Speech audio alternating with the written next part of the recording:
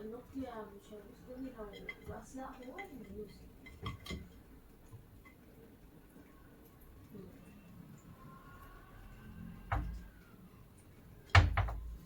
لكن هو أحسن منه.